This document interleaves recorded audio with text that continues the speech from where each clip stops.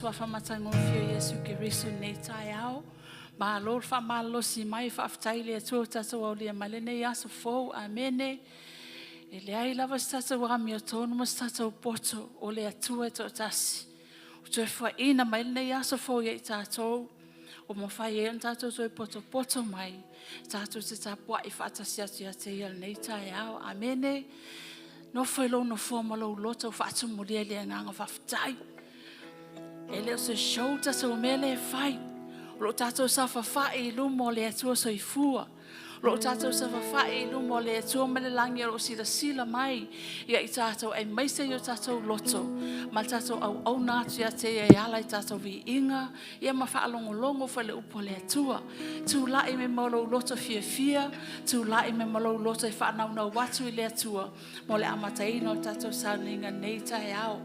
Fia faita watu le tu silea ele Filipi fa lono fai upo sfuru ma le lua ma le sfuru ma le tolu o taime o le sawaina o Paulo a o tusi mai ma le fia mai to tono le fale pui lo fale pui Paulo a lo tusi mai fa malosi tangata la sa loto tangata la le o sai tia ene ia fa malo losi le atua o lato malosi mai le atua le mai tangata ele mai me tupu yo tato au tafa fa vai o tato loto a lo fa malosi mai po lunga po la lo po le po le leanga tu maulo oli le atua leanga lo malosi sau mai le atua ele sau mai me tato au tafa fa mai la natala wo o I lole mativa wo o lo fo ile mau oa oi mea lava o te iai ma mea e o ia te au wa o ina ia o ia o ma ona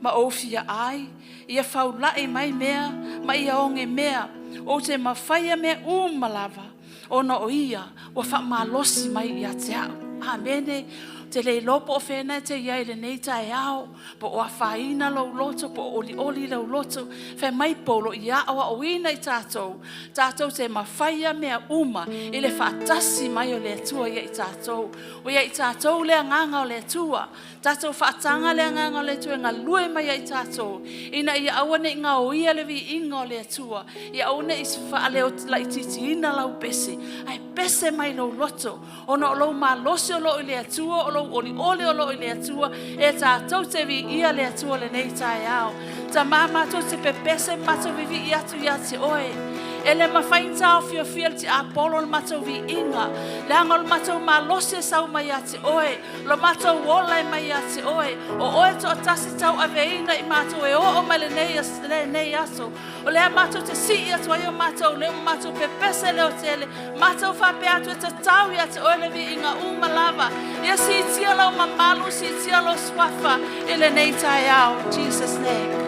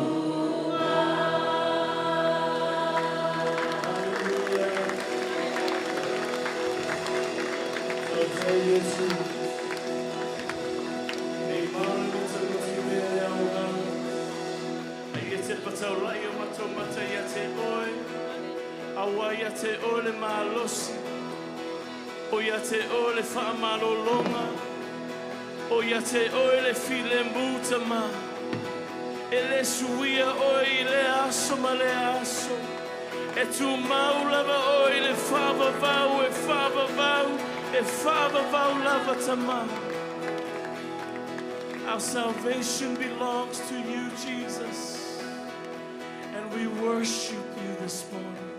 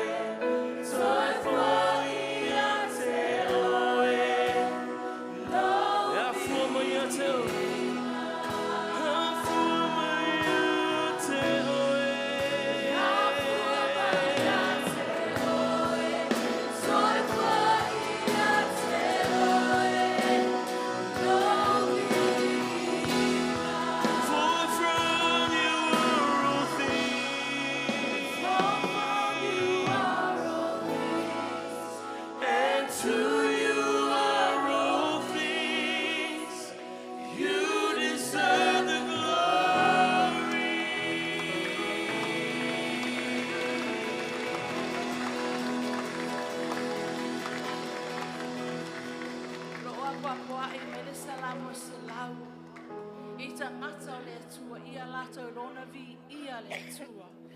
Ia ala langa le ali le lalolangi uma. Ia outou au na atu le ali ma le fia. O mai ia outou i ona luma ma le alanga fia. Ia outou I loa o le ali o ia lava le atua. O ia na whaia I tātou, ua whai I tātou mona.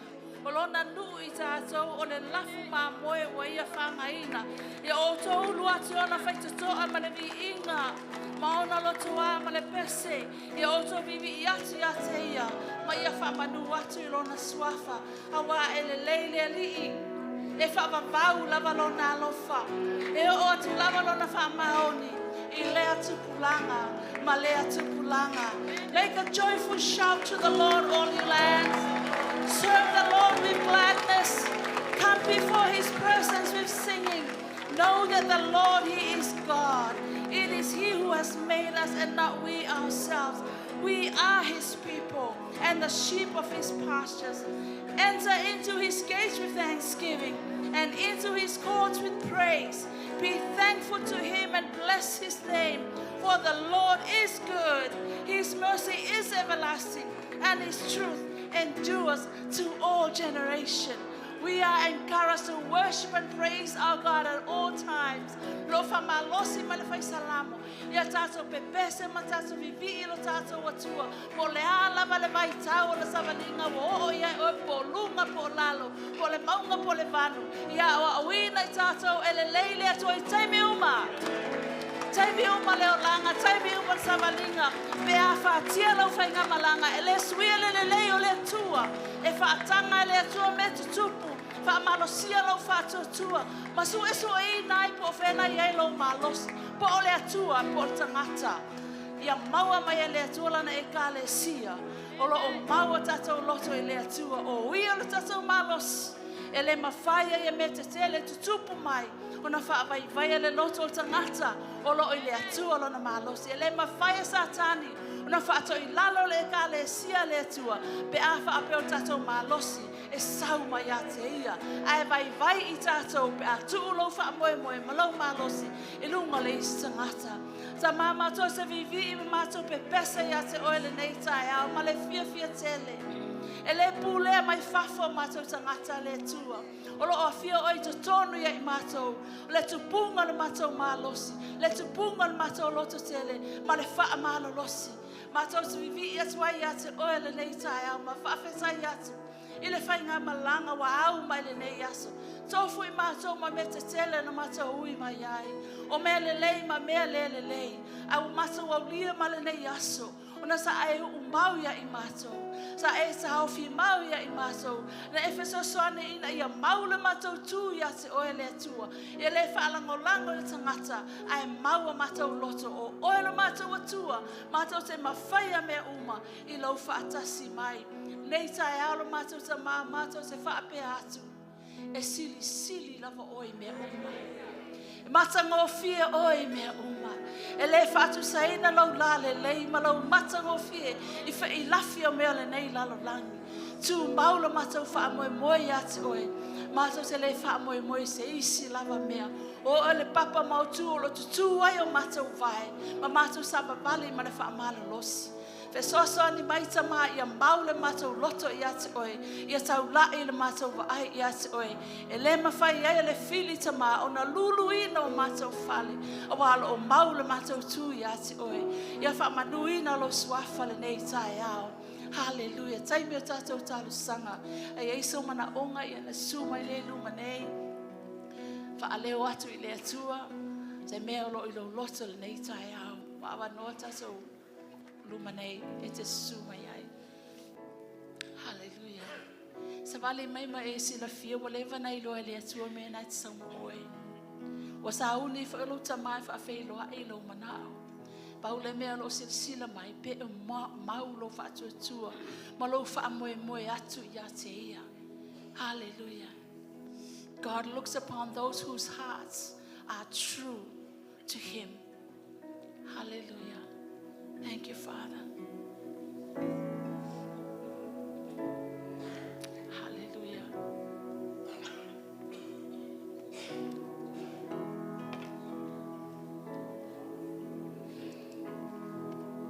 E tatau ia te oe.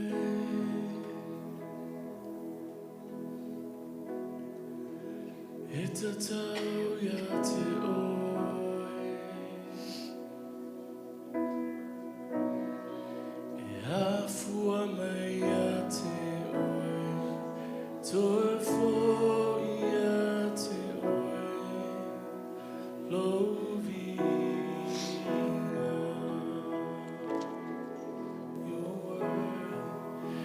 You are worthy of it all.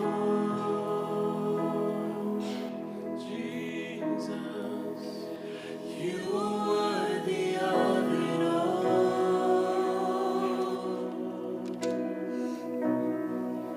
For from you are all things, and to you are all things. You deserve the glory. Te mama te tu ina atu, lau whanau lumo lau a fio le nei tae ao. Wala tu o mai ma le whamalosi I luma nei. Ma wale o tu ula tu malosi sesi. O whaalangolango atu I atu ma whaapa u atu I a aono walofa tu noa.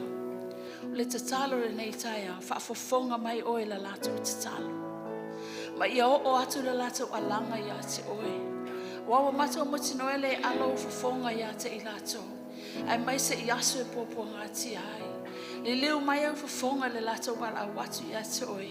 Ma ia ta alise ona e tali mai ia I lato. Wa wala watu le nei tai au. Whawhetai ta mai te le tali tuali maina le tangata e whaatua tua. Ma maulo na savali malo na loto ia te oe. Tali whaali ali mai le lai. Ia langona yo lato loto. E la ngona yo lato tino. Wow, watu lato tau sanga yes oil nei tai au. Fo I lato male oli male fia. Ono lato malosi mai yes oil. Mato talo atu e ala lo swafa Yesu Kiriso. And everybody says, Amen. Ia tu lai mai. Te so fai tau fa atasi male Filipi le fa. Fa I pasfu male lua. E o sfu male tolu. O le upo I ele mana, o le upo ele malosi, o le upo lo ola. Ele na o se fai upo lo atu ta fai tawina. A o le upo I ele ola mai le fofonga o le atua mo ta taula na EKALESIA I a. O loa le mativa, o loa fo ele mau oa. Oi mea umalaba o te iai. Ma mea umai o ia te au. Wa o ina ia au ia o maona, ma o fia ai. Ia faulai mai mea, ma ia ongi mea. O te mawhaia mea umalaba, e le whamalosi mai o Kiriso ia te au. Amen.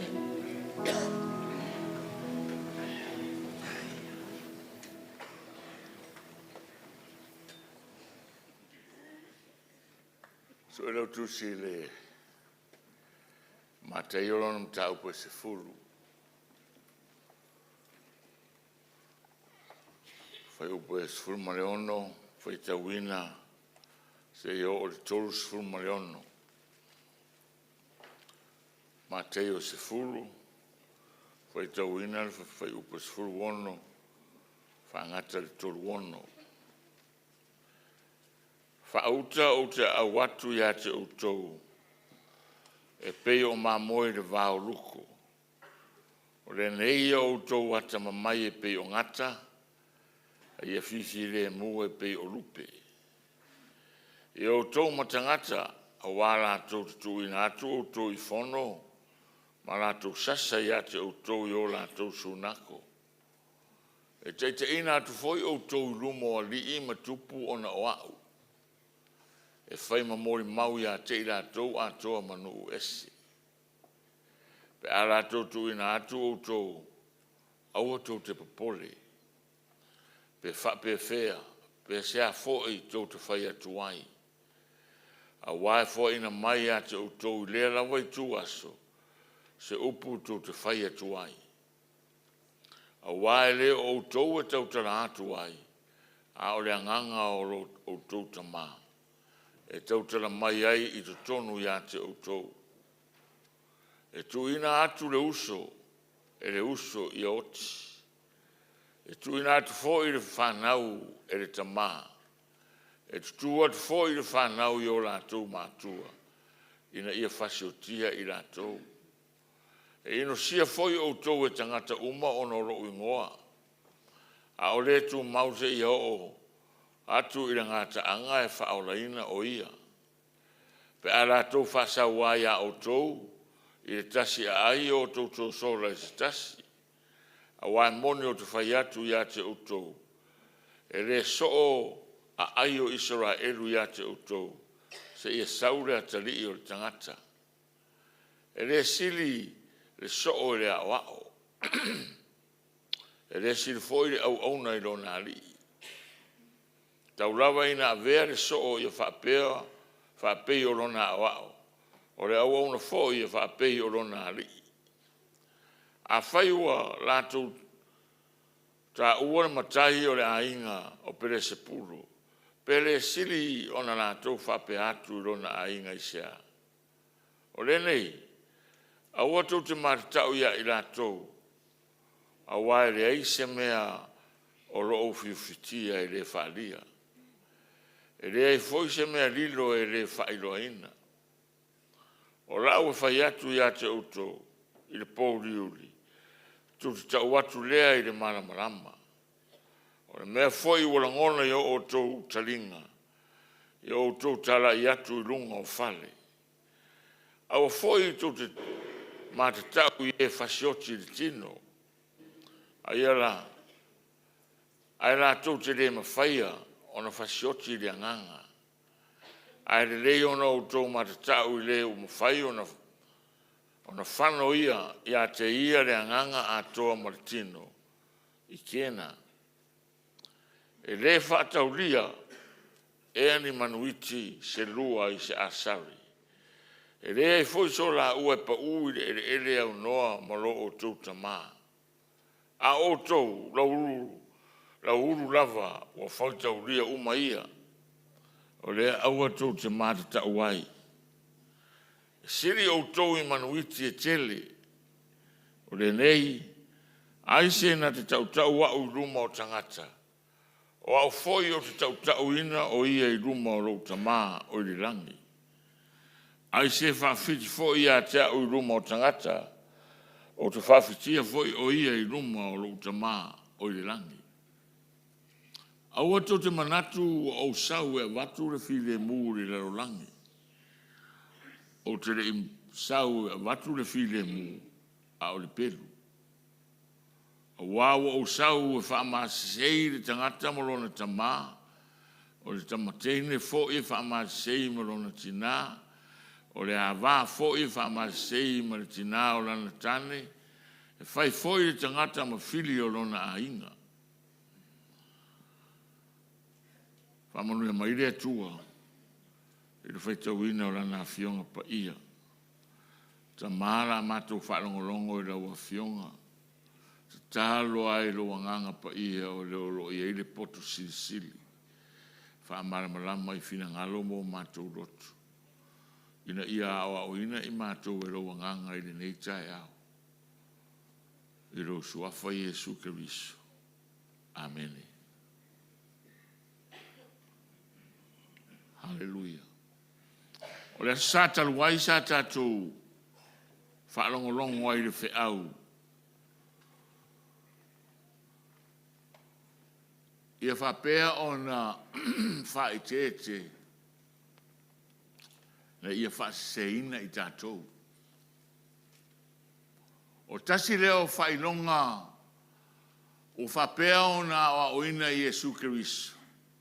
E tupu a ele I o mai I aso amuri.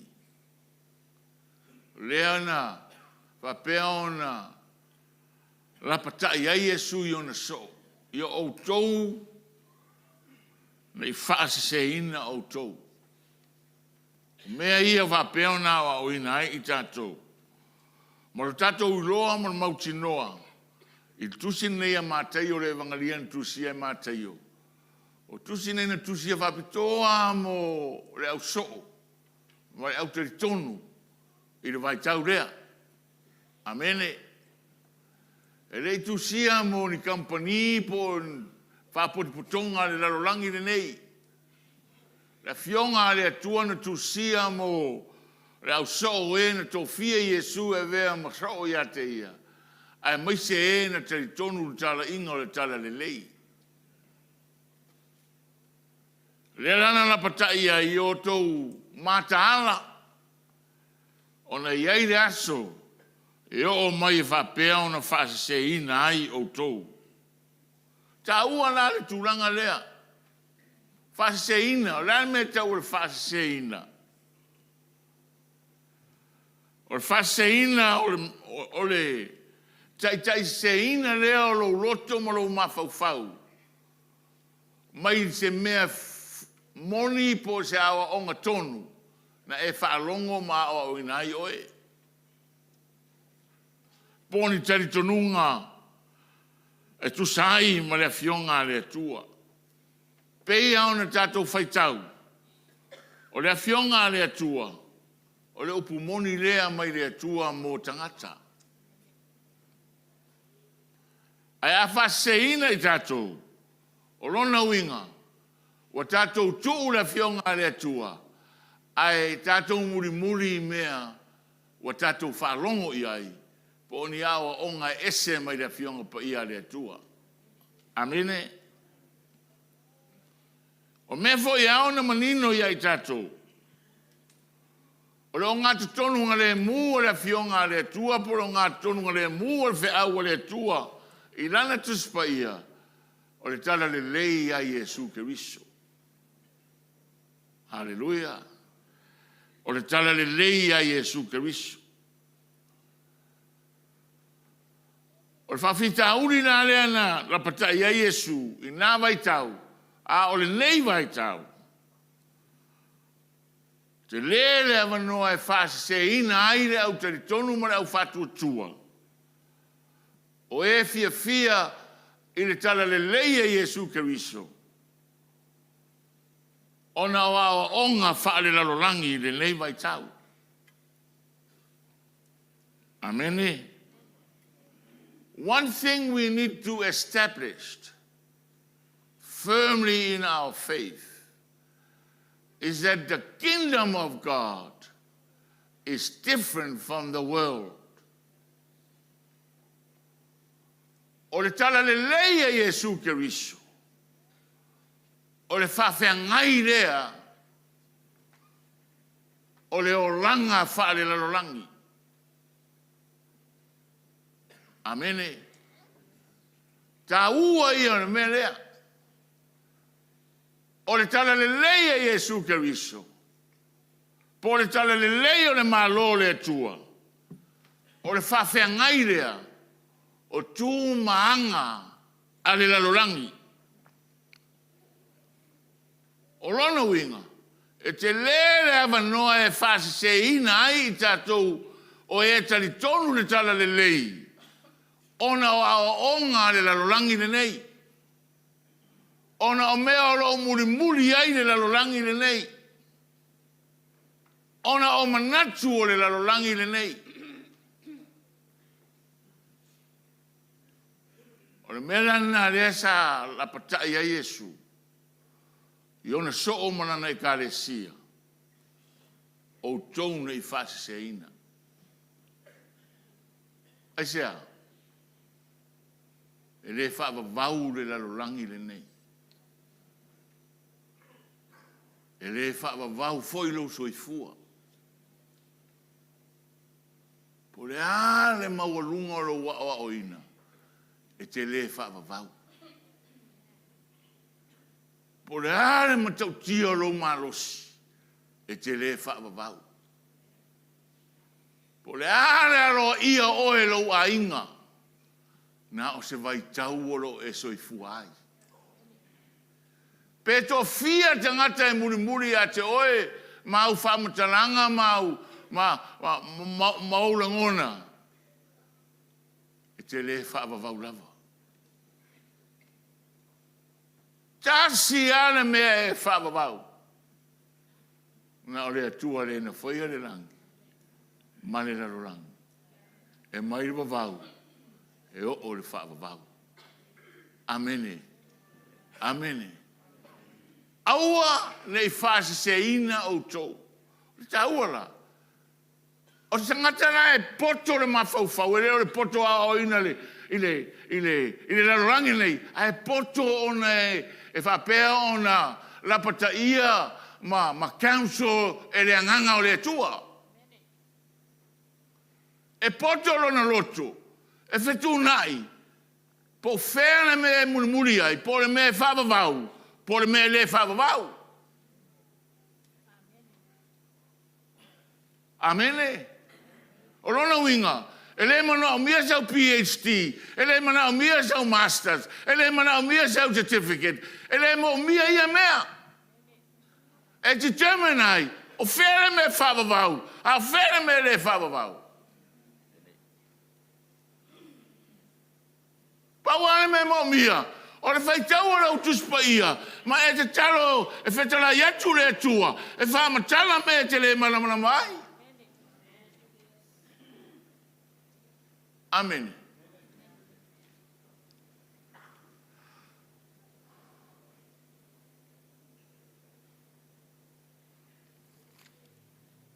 Ma le tusi a romano na mata upu e valu. Aolona fai upu e ono i valu. Aua o le loto i la le tino o le oti lea. O le loto i la le anganga o le ola lea ma le manuia. Aua o le loto i la le tino o le ita lea i le atua. Aua le usustai i le tu la fono o le atua. E lea ma fai foi i ai. O i lato foi o i la le tino. E le ma fai ona fia i ai le atua. Opposites. Whawhiangai. Ai fia le larorangi. Le ai sama noa fia i le atua i ate oe. Opposites. O tau nei wha se ina. Hallelujah. Tato wo o mani mata upo se fu. Wa tu ina atu nei e Yesu ona so oe oe. Whaile a ngaluenga tala. E rei tu ina atu tangata lo rotu e o. E reo i kangaka e nga singo la ko lima e o. O le au so. Amene. O le au so. O e walato langona le tata o le fatu o Yesu Keriso. O e walato uloa ma wa umo na whaia tau tinonga. Si o lato lima. Fasa tauro o lato oranga. Ai au sta ia le finangalo le tua. Le lai au a Yesu lato wo. O le au le tau te oma o tou. O le whawhiangai o le mere lato wo iai. Amen. Maia, peito te o le vaoa, o luko feai. O le feai o le larangi ngei. Ko whaalong o le mea leo, o le makua i feai o tangata. Feai na ngona. Feai manatu. Ai fe mai Yesu. O tau la tau o. E ese o tau. Pe o tau e. O le ato o nei pe o le vao luko fe ai. E leo no o tau. A o fe au le ato te o ma o tau. Amen. Le le fa solo mai fai upu ia. E le fai ngo fie.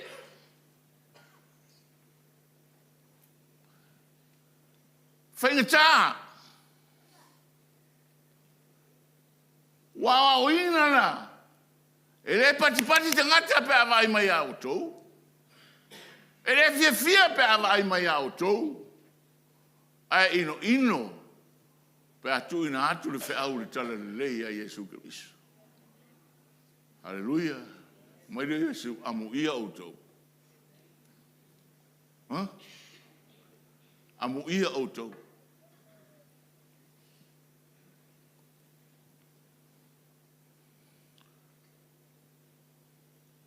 It's not going to be easy. It's going to be hard and challenging. But alui o tō to the core of your beings. Alui te wina o tō. You're going to get the challenge. Ava peona lui te wina. Le moni mal fa maoni o tō tinonga. There will be a challenge of the genuineness of your commitment. The reality of your faith.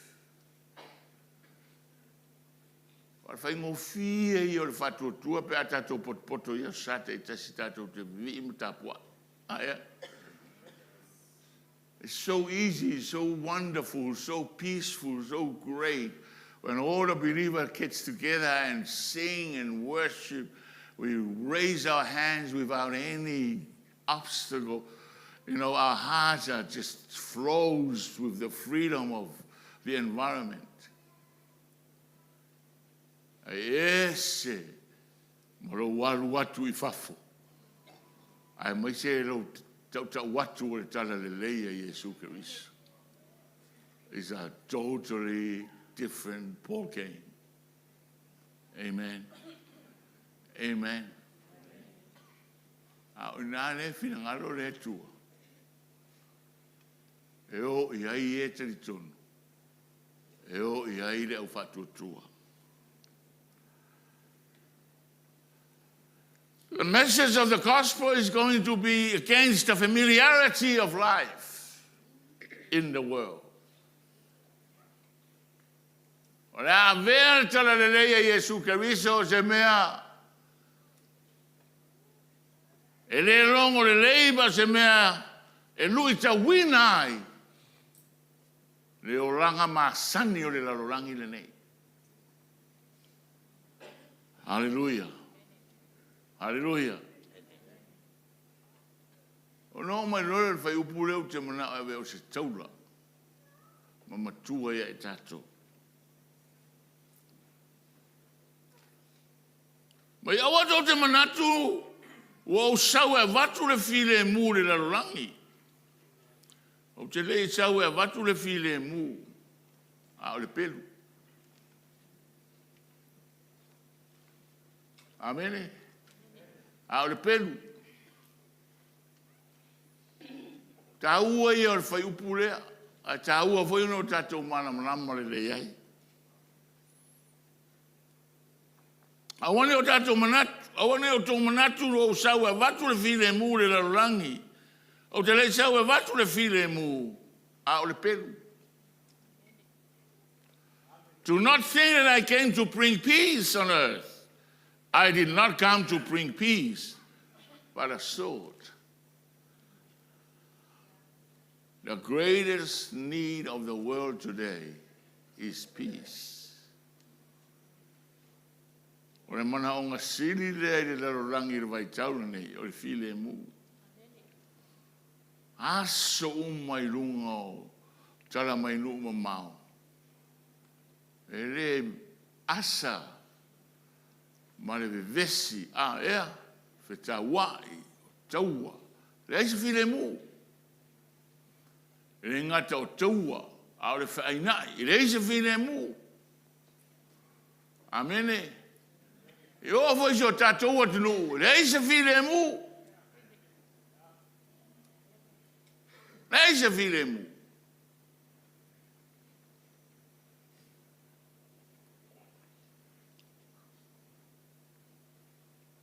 Also, I mean,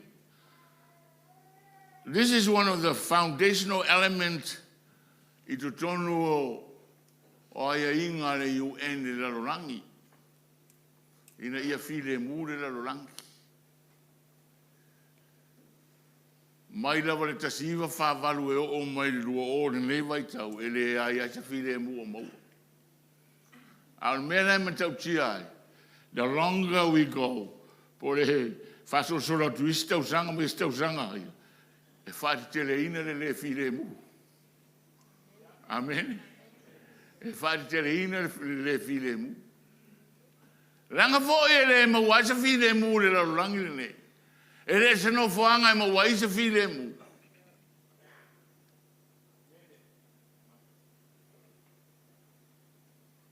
O le ana whamanino Yesu. O te le isau e watu se file mu. Aino o sau e mai le pelu. Sa profeta ina Yesu o ia o le alo ali o le file mu. Manino le leile isaia e o iwa fai upo e ono. O le tua sisiri ese o le ali o le file mu. Ala langa ane angelu le luka lua fai upo e sumo le fa. Lale ala langa angelu.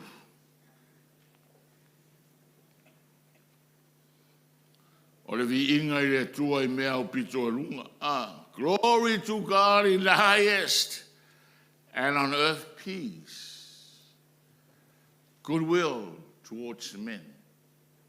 File mu. I le larolangi lava ia, e le aise file mu. O le file mu le ta ua ia Yesu Keriso. Ma Yesu, te le isau e vatu se file mu. Aisea, nanga o au o le ali o le file mu. I'm not, o ke le isau e vatu se file mu le lalulangi le anga. But I'm the Prince of Peace. O le winga o le whamutalanga le na. O Yesu Keriso. O le file na sau. Ina ia maua le file mu o le tanga le va o le tangata male atua. Me le ana o ea o faola ina o la tuolanga. Ta lia Yesu Keriso e ve mali me faola ma moni lo la tu fatu tua ma ola ia so uma. La tu te maua le file mu le ta o le fionga le tu. The rest of the world, no peace. In fact, le fa meltala Paulo no tu si Roma. O e ita, amene. Ma yo e loto I la le tino ma mea le nei lo langi. E le fia e le tua. Hallelujah. Pau ale amanoa e maua ai le tangata ola le lalolangi le nei le file mu.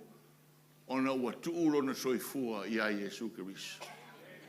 Awa o ia o le halo alii o le file mu. That's the only chance. Aolo fai mai o lo walu le lotu e fai au taulanga, ma fai mea uma e le aise file mu.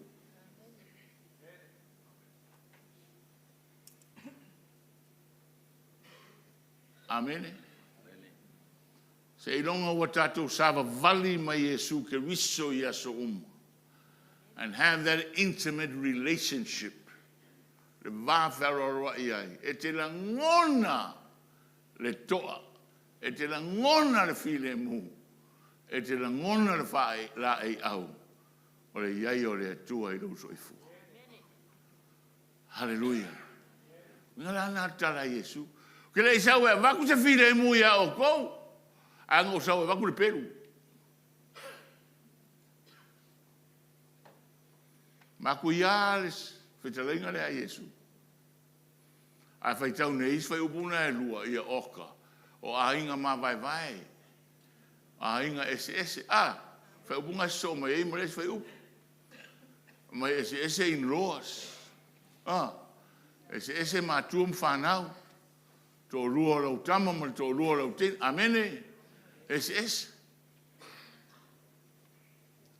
Nale pelu le ta uai.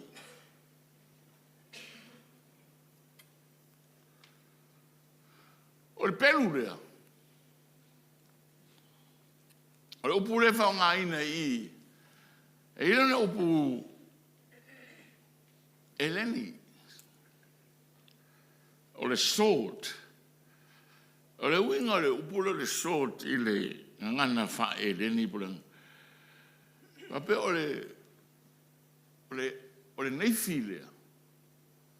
Ole ua mea lea e whaonga ina e tangata whaiwhaiwa. It's a very special blade. Whamai ole mea lea, ole ngoa lea, ole sa pelu e whaonga ina le au whaiwhaiwa.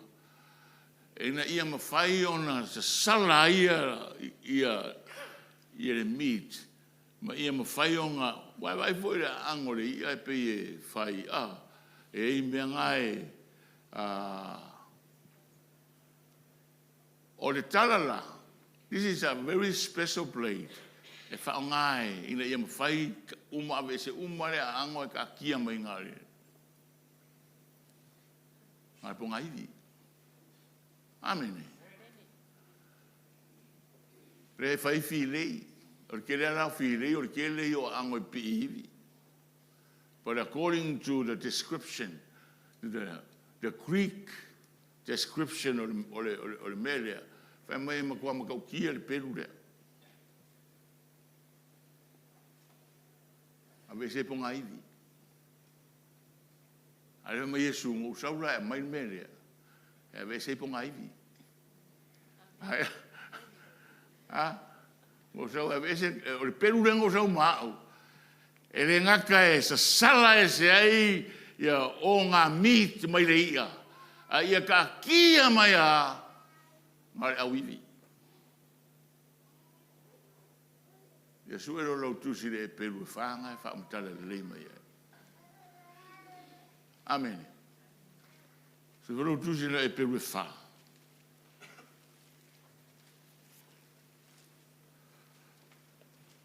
A waro ola le fionga le atua.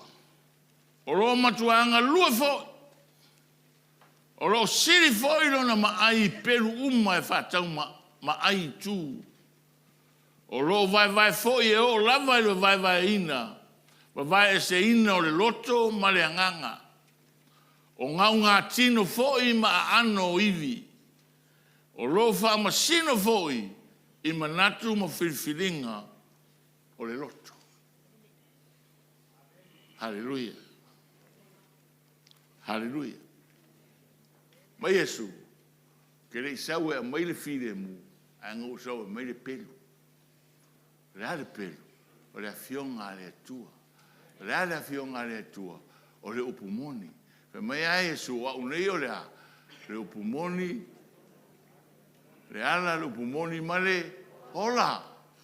So Jesus says, okay, rei sau e mai se whire mu, I am the Prince of Peace.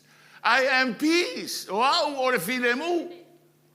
A le talia ina la au e le larolangi. E whaavawaua e le ai se whire mu le larolangi. The only way for the world to experience and live in peace, the peace le taua, o le embrace o le atua po Iesu Keriso, I to tono o lato soifua. E lo lotu, embrace I tono o lato o langa. Amene, amene. O whawhita urina le ei Samoa. Whapea tātou o tātou wō I lotu. O inaoro e te mawaina aile tua ioe o se mea le lei o le tiute o tangata ua iaile la whaia ma Iesu Keriso o le alu le lotu. Ai awa pe te alu le lotu Iesu sa uma ai le ai se avanoa e whaafia o ai Keriso I lo soifua. Ma iai se lua whawhara rai, whawararata. E te lera ngona le while mure. Amen. Le te o matau tia.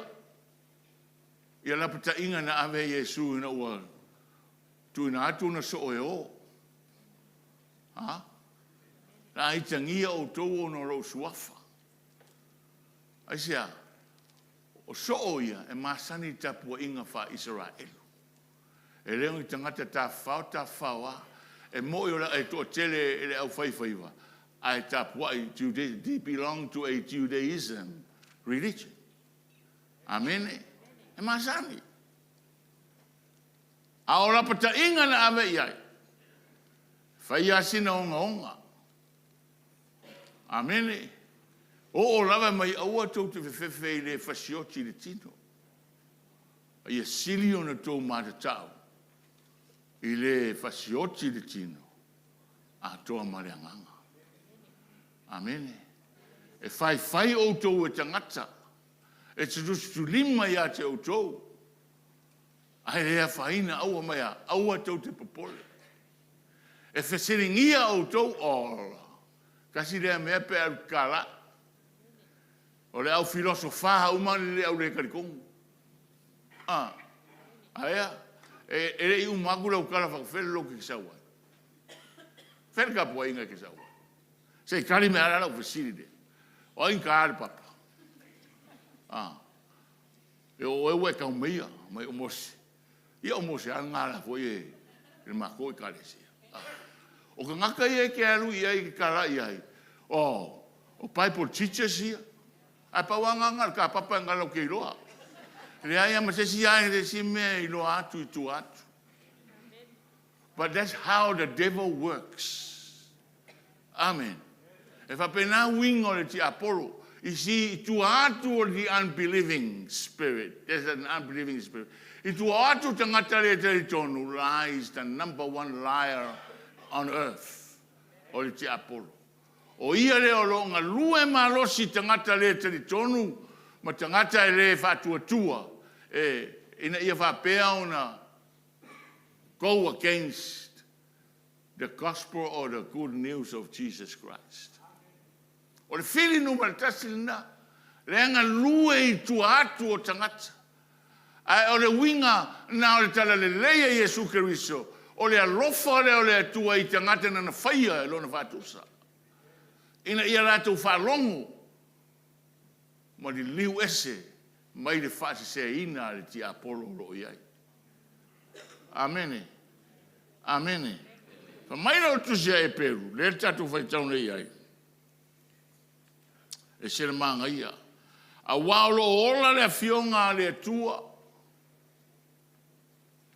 O lo matuanga lue fo.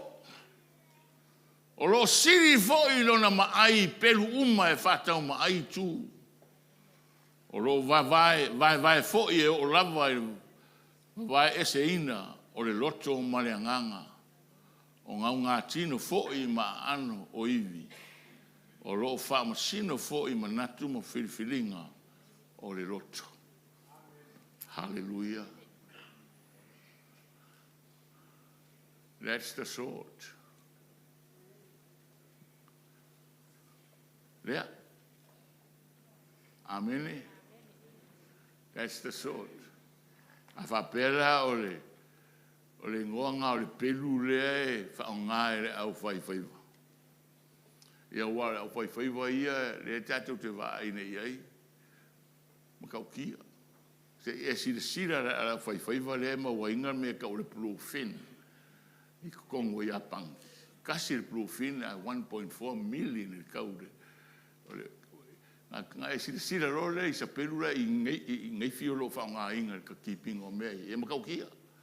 O lea lau te whaitau. Ma o mana tunatu because I watched the whole process. Le ngaka o le bluefin, o mea most expensive fish le a. A o tangata ia ngā rurue i le slicing o mea o filei o le. Makau kia. Ma sa pelu ia whaonga. Aina ua o whaitau mama ua le ingoa le pleile i le ngangana eleni. But wow. Whama ina ia make sure this is a special plate. Inga kuakua u runga le flesh away from the bones. Mana tunatu le. Ma tau tio le fionga le tua. Kau kia le fionga le tua. E le ai se vai panoa. E le ma whai ona le o i le mana le fionga le tua. Po a whawhita auri. Po a ngā sala po le ale lo loto. Po a mea umai whai le tangata. Le ai se mea. Nothing is outside of the power of God within His Word. Hallelujah. Hallelujah. Wingalana, se au nei tai au. Wa ai nei whaaseina I tātou. Re sau Yesu e mai le file mu. Na sau e mai le pelu. O Yesu o le mea moni. O ana fionga o le pelu. O pumoni. Hallelujah. The Word of God separates truth from error.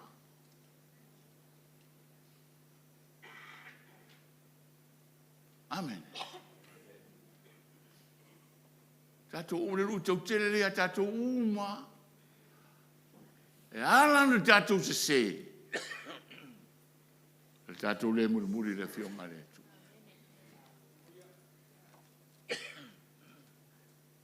Amen.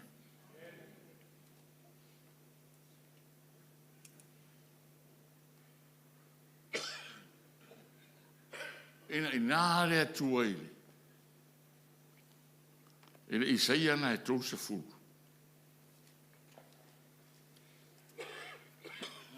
Ina ia Israelu.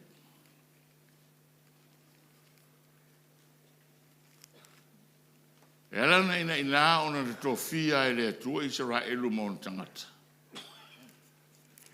Ai wole fi falongo ya te ia.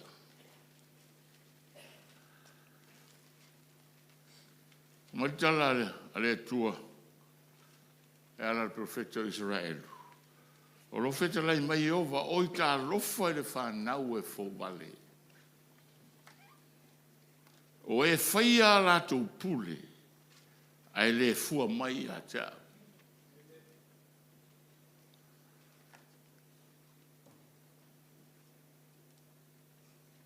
Wa la tau sa foi le tau ranga I mea inu.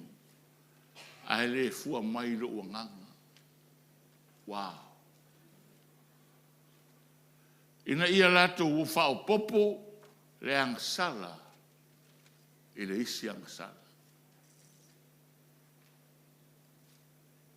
O le teimia tātou te o ese ai. Ma le whautua le atua manana fionga pa ia. Ai tātou whalangorango le tātou poto. O mea nai tupu ia I tātou. E whao popo le si se lungo, le si se. E whao popo le si leanga I lungo, le si leanga. Le ti ore fai salamo.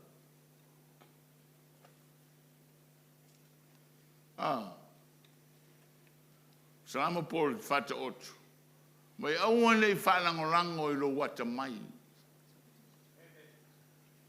But that's why the world is in a mess. That's why the world is in a mess, as I've said many times. Christianity or Jesus is like a very low, hallelujah, low way of living. They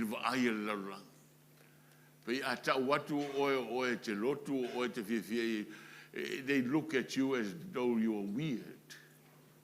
But that's how the world regards God. Very low. Si me maulalo. Ave ma Yesu le na so auto te pole. Ele auto awa. Amen. Wow. Wow. O e umana e whapena. Ale wawena I liu le tu e ke mana ia e whapapau. E ke o ki au e whawhia poko. Ke o ki a le ase mea. Ngare pala, e le ase au mea. E le toi mana tua foi o e nisi. A manatua na o meleanga e manatua ai. Amen. Ai ona matau. Ma e muli. Whaatanga lo talinga e la patai e le atua. E le ngata e manuia lo soifua. E le ngata e te whaia mere lei. E te oti e manatua mere lei. Hallelujah.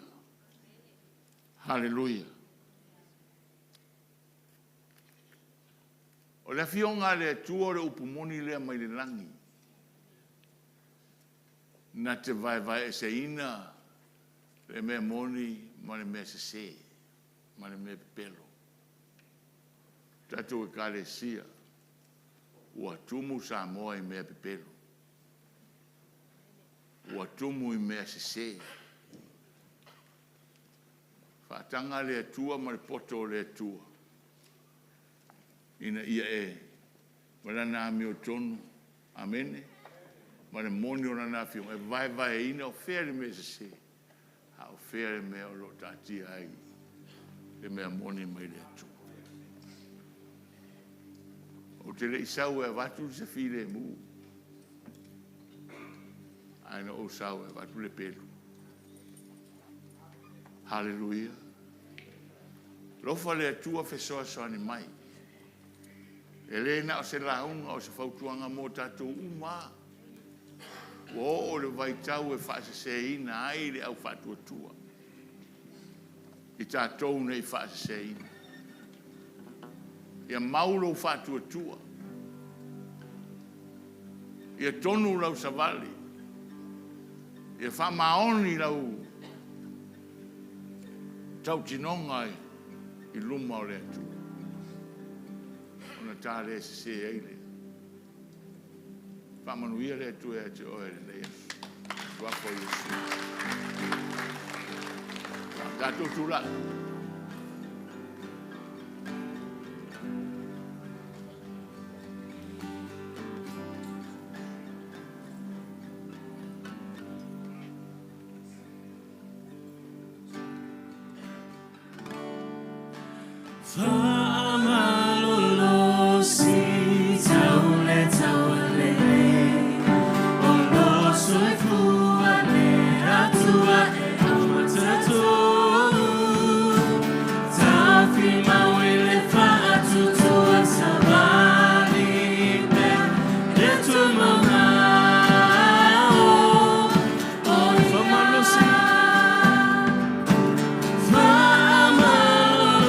See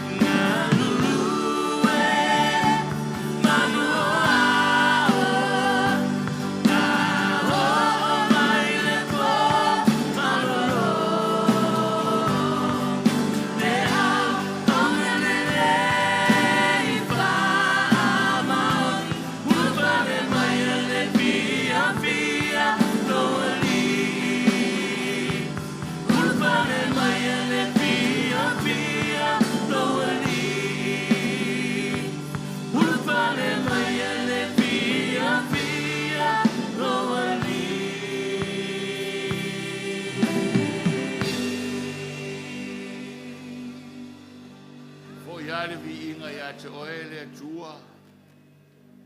Tu sai ma lo awai mai le nei tapo inga.